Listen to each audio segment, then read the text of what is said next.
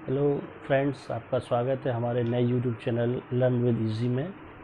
Learn with ease ये एक ऐसा चैनल है जिसमें आप इंग्लिश लैंग्वेज से जुड़े हुए सारे फैक्ट्स पढ़ेंगे।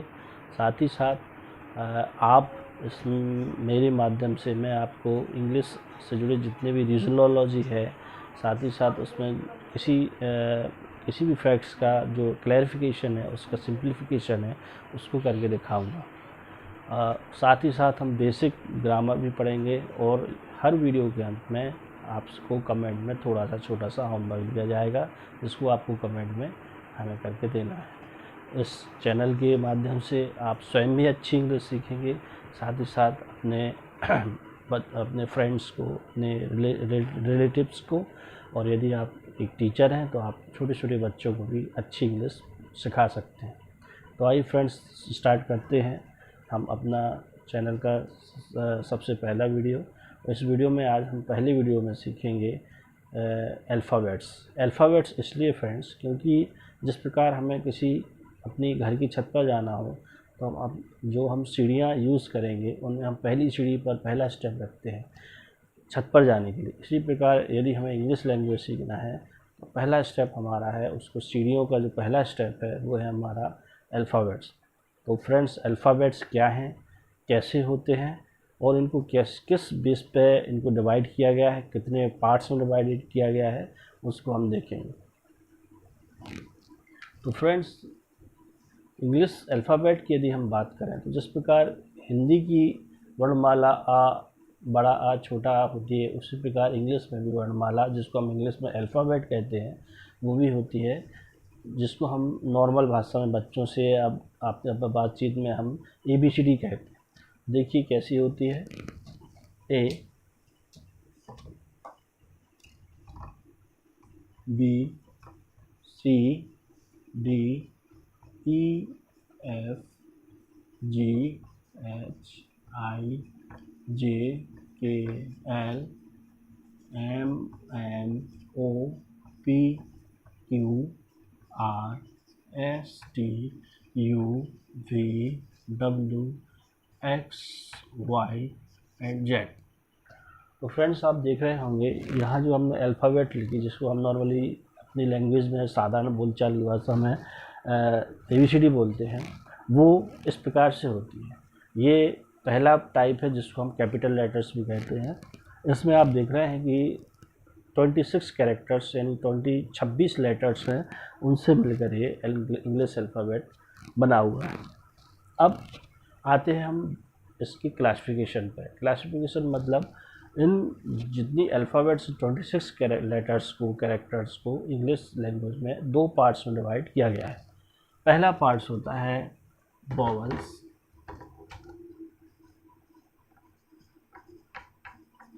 एंड सेकेंड पार्ट होता है कॉन्सोनेंट्स।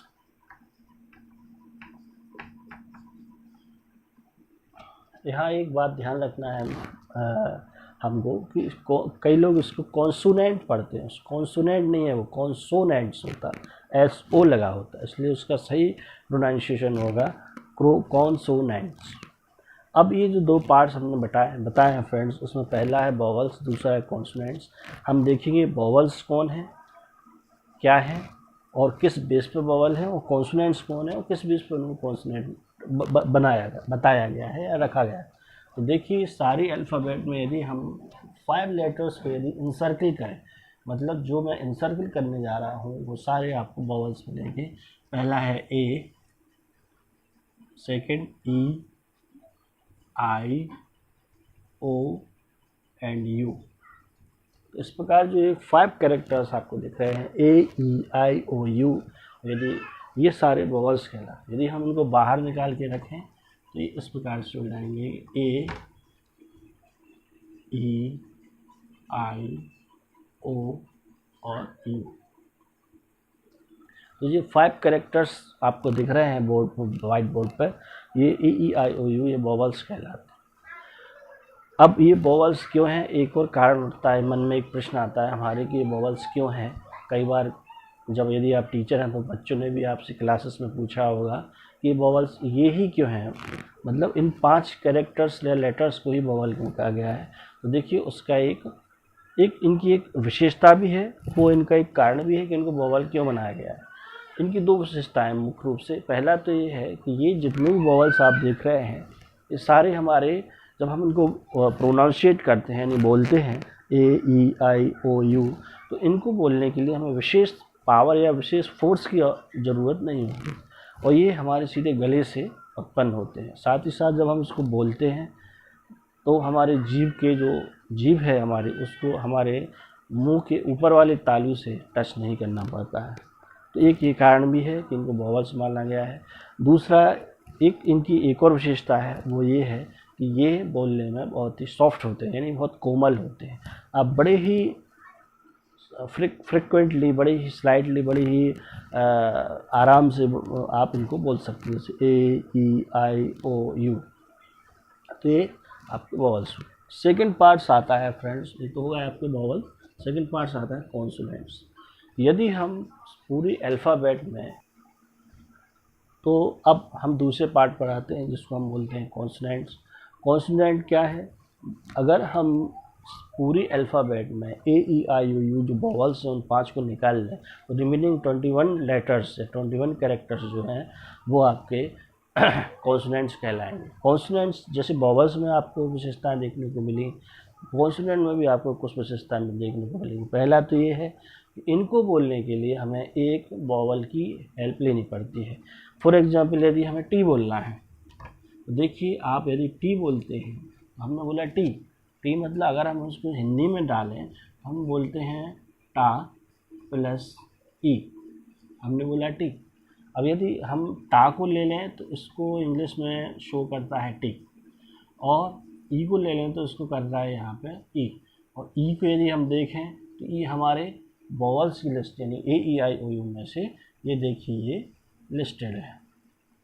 यानी इससे क्लियर होता है कि जितने भी कॉन्सोनेंट्स हैं उनको बोलने के लिए आपको एक वोवल की हेल्प ज़रूर लेनी पड़ेगी, और यही कॉन्सोनेंट्स की सबसे बड़ी एक विशेषता होती है। साथ ही साथ ये तीखे भी होते हैं, यानी इनको बोलने में हमें विशेष पावर, कभी कभी कुछ ऐसे वोवल्स कॉन्सोनेंट्स भी हैं जिनको बोलने के लिए हमें फोर्स करना पड़ता है, पावर देना पड़ता है अपने को, तो उस प्रकार से वो वोवल हैं। जैसे मान लीजिए क्यू हुआ, अपने टी बताया था अभी, वो के हुआ, एल हुआ। इनको यदि आप बोलें, इस वीडियो को देखने के बाद यदि आप खाली बैठकर फ्री टाइम में इनको यदि आप बोलें तो आपको इनको बोलने में ऐसा फील होगा कि जैसे आपको फोर्स देना पड़ रहा है, और साथ ही साथ आपको 101% आपको एक वोवल की हेल्प लेनी पड़ेगी। तो ये दोनों फ्रेंड्स वोवल और कॉन्सोनेंट की विशेषताएँ हो गई। साथ ही साथ हमने ये भी देखा आज की वीडियो में कि ये जो इंग्लिश अल्फ़ाबेट है इसको 2 पार्ट्स में डिवाइडेड किया गया है, यानी कि the English alphabet has been divided into 2 parts. So one of them is vowels and second one is consonants।